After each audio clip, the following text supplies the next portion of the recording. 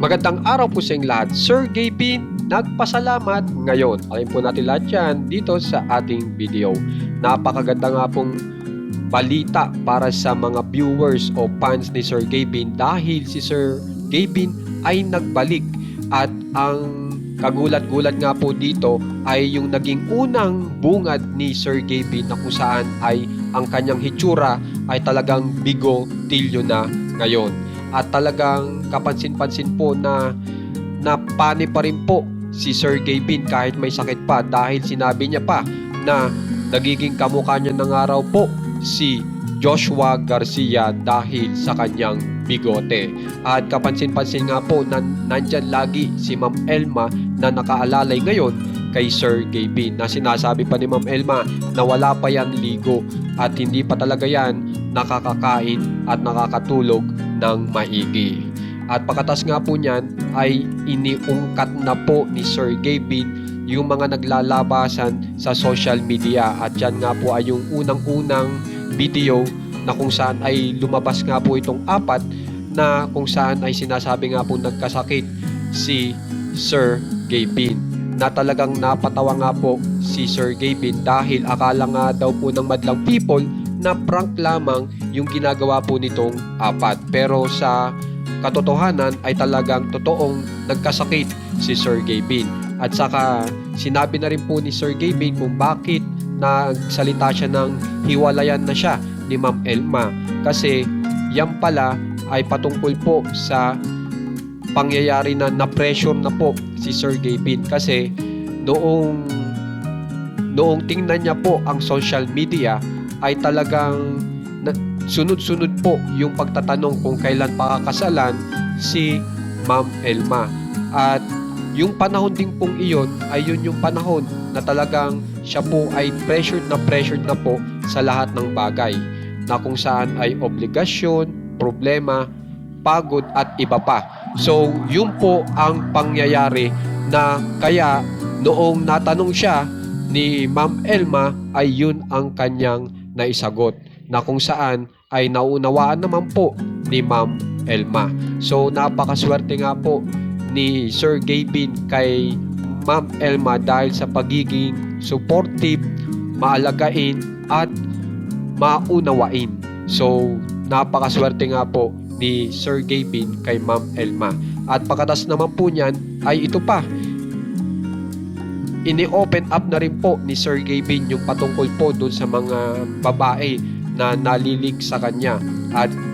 At si Ma'am Elma na po ang nagsabi na totoong tropa lang yan ni Sir Gavin at walang problema sa patungkol sa mga babae.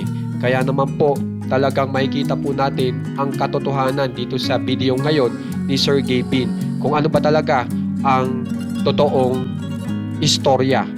At sinabi nga po ni Sir Gavin na tropa lang lahat yung mga babaeng yan at haka-haka lang yung naglalabasan sa social media. At pagkatas nga po niyan ay napahanga po si Sir Gavin sa kanyang kapatid na si Chip Allen na sinasabi niya pa na parang minentor ng teacher. So ang ibig lang sabihin noon, yung teacher ay si Sir Gavin na parang minentor niya si Chip Allen kahit hindi naman. So makikita po natin talaga ang galing ni Chip Allen sa pagbabloging at napasabi pa si Sir Gavin na baka yan si Chip Allen ay mag-araw-araw na rin mag-vlog sa kanyang channel. At ang pinakamaganda pa nga po dyan ay sinabi pa ni Sir Gavin na talagang siya ay nagpapasalamat dahil siya ay sinalo ng kanyang mga kapatid. At yan nga po, nagpunta po sila sa labas, nag-date po sila kasi po, yun po yung gusto ni Ma'am Elma. Kaya pala gusto mag-date ni Ma'am Elma para makakain na po itong si Sir Gavin kasi hindi pa nga po makakain ng mahusay. So ganyan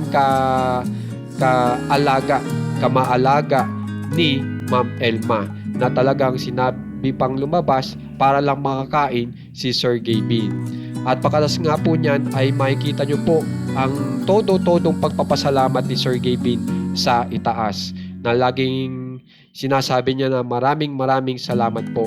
At ganun din, nagpasalamat din siya dito kay Ma'am Elma na hindi siya iniwan at hindi niya raw talaga alam ang gagawin niya hindi niya alam ang mangyayari sa kanya kung wala ang presensya ni Ma'am Elma na talagang hindi na umuwi ng bahay at hanggang ngayon po ay nandiyan pa rin sa Camp Kapinpin para alagaan si Sir Gavin. So kapansin-pansin po na mas lalo nang naging tight po o mas lalo nang naging maganda ang chemistry po ng dalawa matapos po ang naturang insidente.